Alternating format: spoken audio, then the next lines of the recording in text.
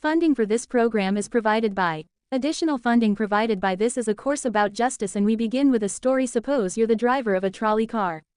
And your trolley car is hurtling down the track at 60 miles an hour, and at the end of the track you notice 5 workers working on the track. You tried to stop but you can't, your brakes don't work. You feel desperate because you know that if you crash into these 5 workers they will all die. Let's assume you know that for sure.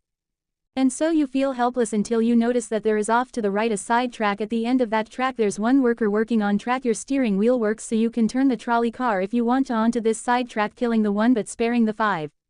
Here's our first question: what's the right thing to do? What would you do? Let's take a poll. How many would turn the trolley car onto the side track?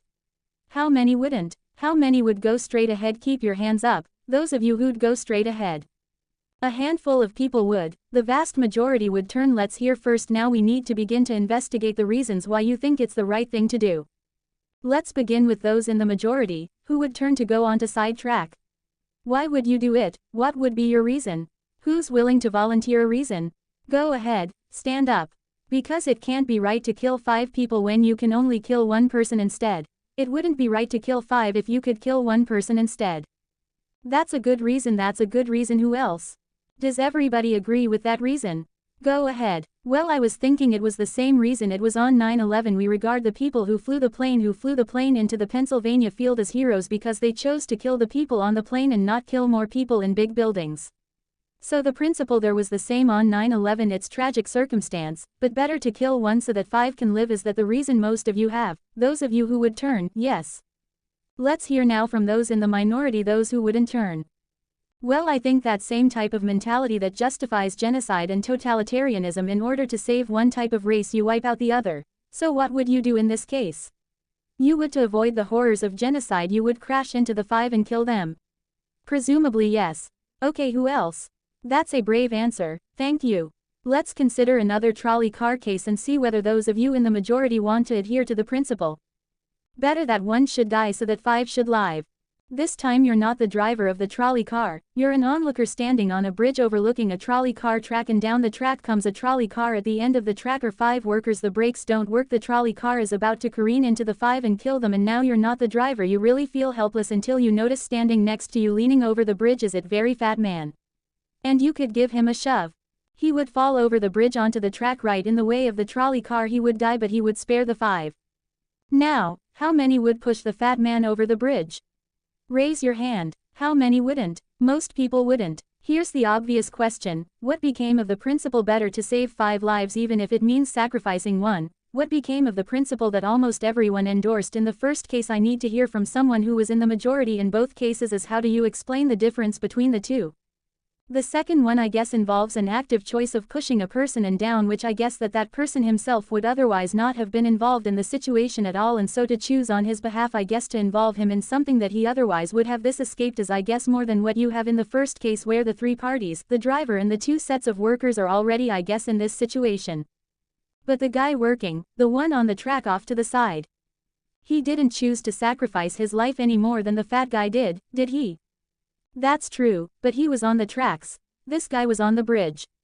Go ahead, you can come back if you want. Alright, it's a hard question, but you did well, you did very well. It's a hard question. Who else can find a way of reconciling the reaction of the majority in these 2 cases? Yes, well, I guess in the first case where you have the 1 worker and the 5, it's a choice between those 2, and you have to make a certain choice, and people are going to die because of the trolley car. Not necessarily because of your direct actions.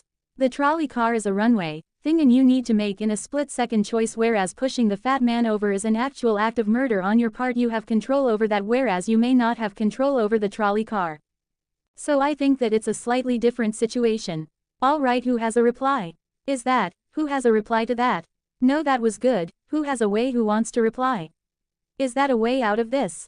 I don't think that's a very good reason, because you choose. Either way, you have to choose who dies, because you either choose to turn and kill a person, which is an active conscious thought to turn, or you choose to push the fat man over, which is also an active conscious action. So either way you're making a choice. Do you want to reply? Well, I'm not really sure that that's the case. It just still seems kind of different. The act of actually pushing someone over onto the tracks and killing them, you are actually killing him yourself. You're pushing him with your own hands. You're pushing in. That's different than steering something that is going to cause death into another. You know it doesn't really sound right saying it now when I'm up here.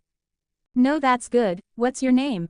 Andrew. Andrew, and let me ask you this question, Andrew. Suppose standing on the bridge next to the fat man, I didn't have to push him. Suppose he was standing over a trapdoor that I could open by turning a steering wheel like that, would you turn it? For some reason that still just seems more wrong. I mean, maybe if you just accidentally leaned into this steering wheel or something like that. Or say that the car is hurtling towards a switch that will drop the trap, then I could agree with that. Fair enough. It still seems wrong in a way that it doesn't seem wrong in the first case to turn, you say, and in another way, I mean in the first situation you're involved directly with the situation, in the second one you're an onlooker as well. So you have the choice of becoming involved or not by pushing the fat man. Let's forget for the moment about this case. That's good, but let's imagine a different case. This time you're doctor in an emergency room. And 6 patients come to you. They've been in a terrible trolley car wreck. 5 of them sustained moderate injuries. 1 is severely injured. You could spend all day caring for the 1 severely injured victim, but in that time the 5 would die, or you could look after the 5, restore them to health, but during that time the 1 severely injured person would die. How many would save the 5 now as the doctor? How many would save the 1?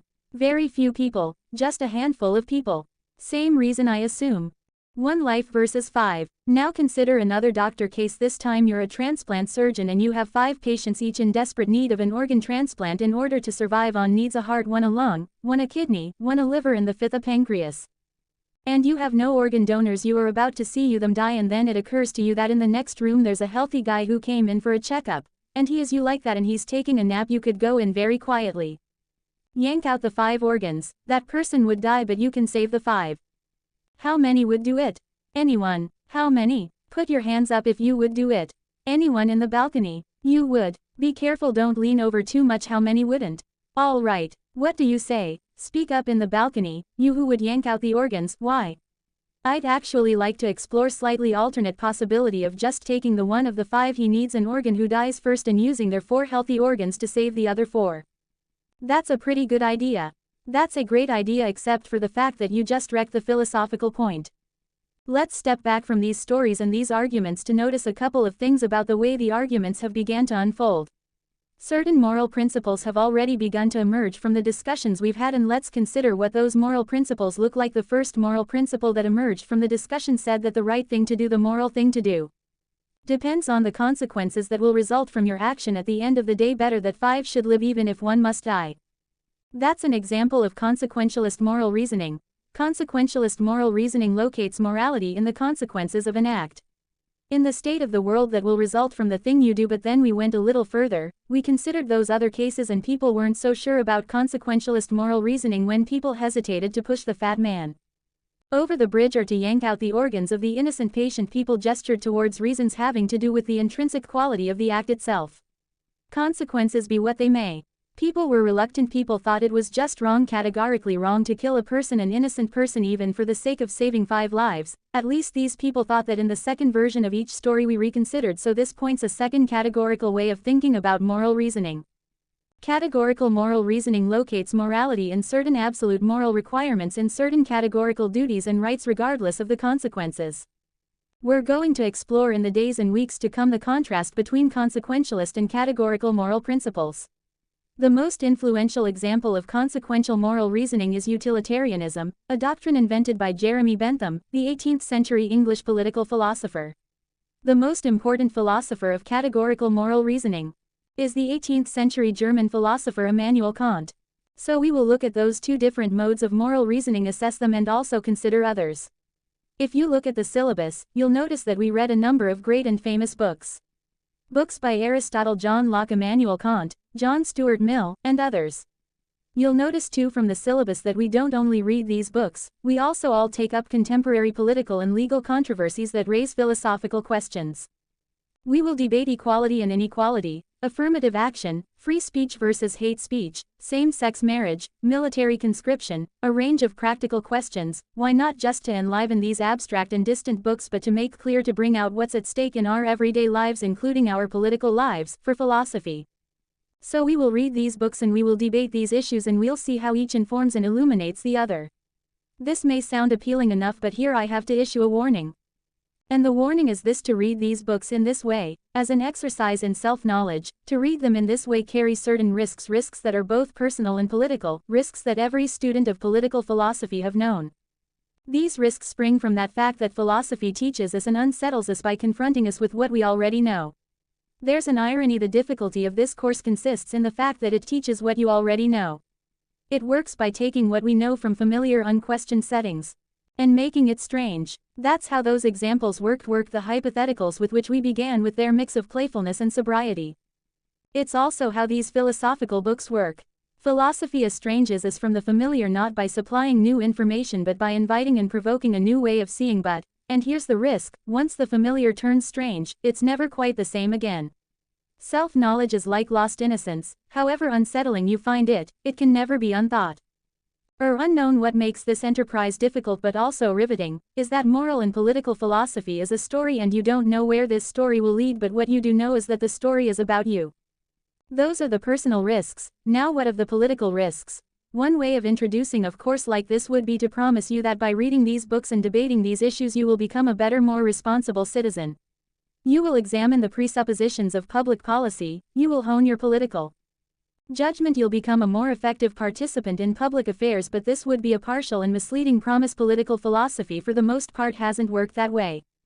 You have to allow for the possibility that political philosophy may make you a worse citizen rather than a better one, or at least a worse citizen before it makes you a better one, and that's because philosophy is a distancing, even debilitating activity. And you see this going back to Socrates. There's a dialogue, the Gorgias, in which one of Socrates' friends, Callicles, tries to talk him out of philosophizing. Callicles tells Socrates philosophy is a pretty toy if one indulges in it with moderation at the right time of life, but if one pursues it further than one should, it is absolute ruin. Take my advice, Callicles says, abandon argument, learn the accomplishments of active life, take for your models not those people who spend their time on these petty quibbles, but those who have a good livelihood and reputation and many other blessings. So Callicles is really saying to Socrates, quit philosophizing, get real, go to business school. And Callicles did have a point. He had a point because philosophy distances us from conventions, from established assumptions, and from settled beliefs. Those are the risks, personal and political, and in the face of these risks there is a